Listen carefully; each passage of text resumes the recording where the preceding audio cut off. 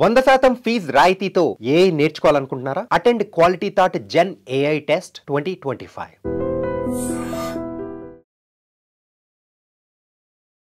Hi hello namaste welcome back to iDream media. ఈరోజు మనతో ఉన్నారు సర్టిఫైడ్ ఫైనాన్షియల్ ప్లానర్ అయిన రామచంద్రమూర్తి గారు. సో బడ్జెట్ అనేది ఈరోజు రిలీజ్ అవ్వడం జరిగింది. సో అది ఇంపాక్ట్ చేస్తుంది ఎటువంటి స్టాక్స్ని, ఎటువంటి సెక్టార్స్ని, జానర్స్ ఏ విధంగా ఉన్నాయి, వాటి గ్రోత్ డేటా ఏ విధంగా ఉంటుందని తెలుసుకుందాం. నమస్కారం సార్. నమస్తే అండి సార్. బడ్జెట్ 2025 నిర్మలా సీతారామన్ గారు February 1 ఈరోజు అనౌన్స్ చేయడం జరిగింది. ఇది ఒక ఫుల్ టైం బడ్జెట్ లాగా అనౌన్స్ చేయడం స్టార్ట్ చేశారు. అయితే సాలరీ ఎంప్లాయీస్కి కొంత ఊరట కలిగించారు. దానికి సంబంధించి మీరు ప్రీవియస్ ఎపిసోడ్లో ఇన్ఫర్మేషన్ ఇవ్వడం జరిగింది. ఇక స్టాక్ మార్కెట్స్ మీదుగా చూసుకున్నట్లయితే మార్కెట్స్లో చాలా సెక్టార్స్ అనేవి ఎదురు చూస్తూ ఉన్నాయి, వాటికి ఎటువంటి పుష్ వస్తుంది గవర్నమెంట్ నుంచి అనేది. సో అది ఆ డేటా ఏముందంటారు? ఇప్పుడు సెక్టర్స్లో ఇప్పుడు గవర్నమెంట్ ఫస్ట్ ఏం చేస్తారంటే సార్, ఈ ఫార్మర్స్ గురించి మేజర్గా ఫస్ట్ సెగ్మెంట్ ఇచ్చారు. ఫార్మర్స్లో ఏం చెప్పారంటే ఈ వెజిటబుల్ కానీ ఫ్రూట్స్, తర్వాత ఫార్మర్స్ యొక్క క్రాప్ డైవర్సిఫికేషను, క్రాప్ ఇంప్లిమెంటేషన్, వీటికి ఎక్కువ ఖర్చు పెడుతున్నాం, వాళ్ళకి నాలెడ్జ్ ఇస్తున్నాం అన్నారు. సో ఆ కంపెనీస్ ఏవైతే ఉన్నాయో అవి గ్రో అయ్యే అవకాశాలు ఉన్నాయి.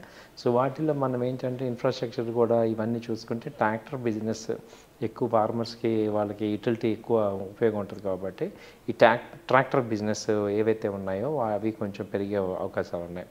సో ఇప్పుడు ఎస్కాట్స్ కానీ మహీంద్రా కానీ వాటికి ఆ రంగానికి సంబంధించిన కంపెనీస్. అలాగే నెక్స్ట్ ఏంటంటే ఫిషరీస్, వీళ్ళకి ఎక్కువ ఫోకస్ చేస్తున్నారు. సో అవంతి ఫీడ్స్, ఈ ఫిషరీకి సంబంధించిన కంపెనీస్లో అవంతి ఫీడ్స్ అది ఆల్రెడీ లైమ్ లైట్లోకి వచ్చింది. సో అలాంటి కంపెనీస్ పెరిగే అవకాశాలు ఉన్నారు. ఆ తర్వాత ఏంటంటే ఆర్టిఫిషియల్ ఇంటెలిజెన్స్ ఎక్కువ ఫోకస్ చేస్తున్నారు కాబట్టి ఇప్పుడు మన ఇండియన్ కంపెనీస్లో ఆర్టిఫిషియల్గా ఏ కంపెనీస్ ఫోకస్ అవుతున్నాయి, టెక్ కంపెనీస్ అన్నీ కూడా, టెక్నాలజీ కంపెనీస్ అన్నీ కూడా ఛాన్సెస్ ఉంది. ఐటీ కంపెనీస్ బాగా పెరిగే అవకాశాలు ఉన్నాయి. సో మనకేంటంటే టెక్ మహీంద్రా కానీ హెచ్సిఎల్ టెక్ కానీ కొంచెం ఫోకస్ చేసుకోవచ్చు. ఆ తర్వాత ఏవియేషన్ మేజర్గా ఎక్కువ ఫోకస్ చేస్తున్నారు. సో ఎక్కువ 120 రూట్స్ని ఎక్స్ట్రా ఇస్తామంటున్నారు. దానికి సంబంధించి మనకి ఏవియేషన్ కంపెనీ చూసుకుంటే ఇండిగో ఒకటి ఉంది, స్పైస్ జెట్ ఒకటి ఉంది. ఈ రెండు కూడా పెరిగే అవకాశాలు ఉన్నాయి.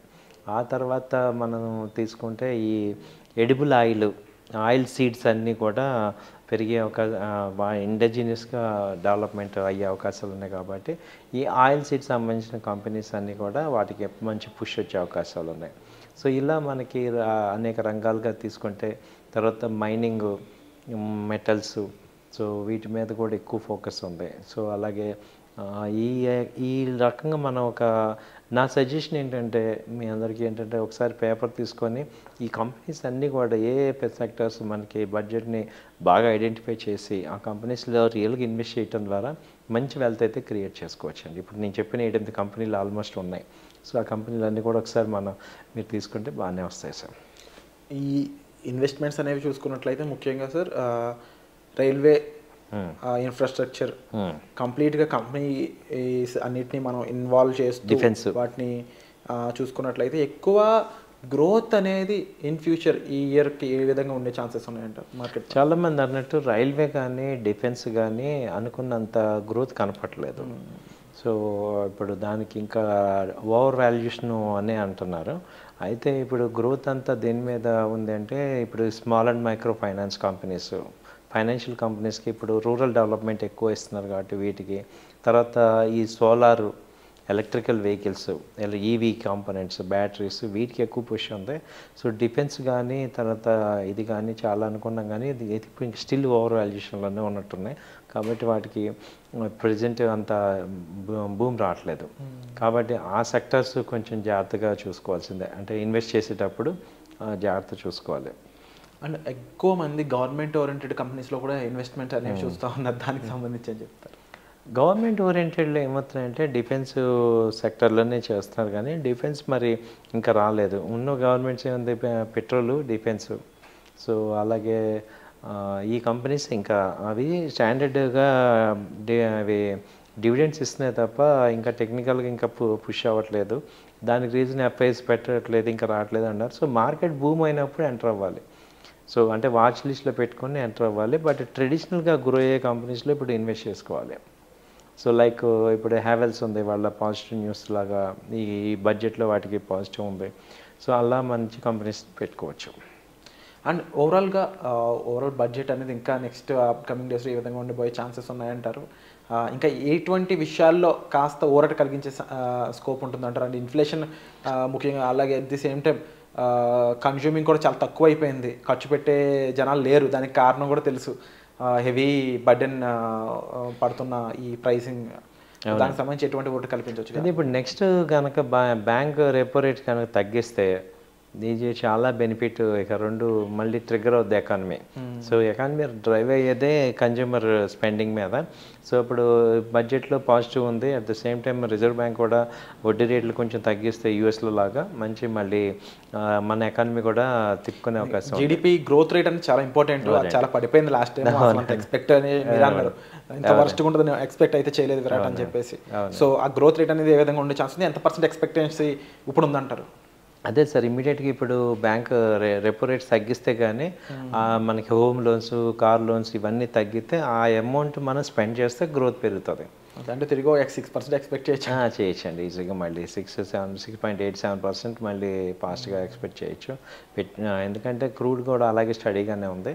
సో రూపీ కూడా స్ట్రాంగ్ అవ్వాలి, మళ్ళీ ఎఫ్ఐఎస్ని అట్రాక్ట్ చేయడానికి ఏ వేస్ ఉన్నాయన్నది ప్లాన్ చేసుకుంటే, అందుకే ఇప్పుడు ఎఫ్డిఎస్ని ఓపెన్ చేశారు, 100% తీసుకొచ్చారు.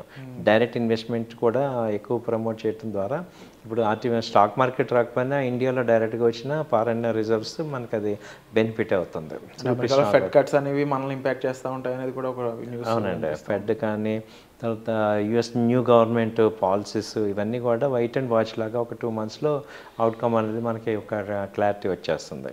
సో అయితే వాళ్ళు ఏంటంటే స్టాక్ మార్కెట్ కూడా హెవీగా ఫాలో అవ్వలేదు, అదొక అడ్వాంటేజ్. హెవీగా పెరగకపోయినా హెవీగా కరెక్షన్ అయితే అవ్వలేదు. సో ఇక్కడ బాటమ్ అవుట్ అయింది అని అనిపిస్తుంది. సో మంచి కంపెనీస్, క్వాలిటీ కంపెనీస్ బై చేసుకోవడం ద్వారా ఇన్వెస్ట్మెంట్ చేసుకోవచ్చు.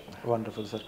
అండ్ సార్ చెప్పిన ఈ విషయాలపై మీ అభిప్రాయాలు ఏంటో తప్పకుండా క్లియర్గా కామెంట్ సెక్షన్లో మెన్షన్ చేయండి. అండ్ ఎటువంటి ఎపిసోడ్స్, ఎటువంటి ఇన్ఫర్మేషన్ మీరు సర్టిఫైడ్ ఫైనాన్షియల్ ప్లానర్ అయిన రామచంద్రమూర్తి గారి దగ్గర నుంచి ఎక్స్పెక్ట్ చేస్తున్నారు, కాస్త కామెంట్ సెక్షన్లో తప్పకుండా మెన్షన్ చేయండి. అదే కాకుండా financial planning, budget, emergency funds, investments, passive income ఇలాంటి ఎన్నో కాన్సెప్ట్స్ మీద కూడా వీడియోస్ రాబోతున్నాయి. మరీ ముఖ్యంగా ప్రతి ఒక్కరూ కూడా మనకి స్టాక్ మార్కెట్లో ట్రేడ్ చేయడం ఈటీఎఫ్స్ మీద అనే ఒక కొత్త కాన్సెప్ట్ అయితే మీ ముందుకు తీసుకురావడం జరుగుతుంది. దానికి సంబంధించిన లేటెస్ట్ ప్రోగ్రామ్ అనేది మీ ముందుకు తీసుకురావడం జరుగుతుంది. దానికి సంబంధించిన లేటెస్ట్ అప్డేట్స్ కోసం ఈ ఛానల్ చూస్తూనే ఉండండి.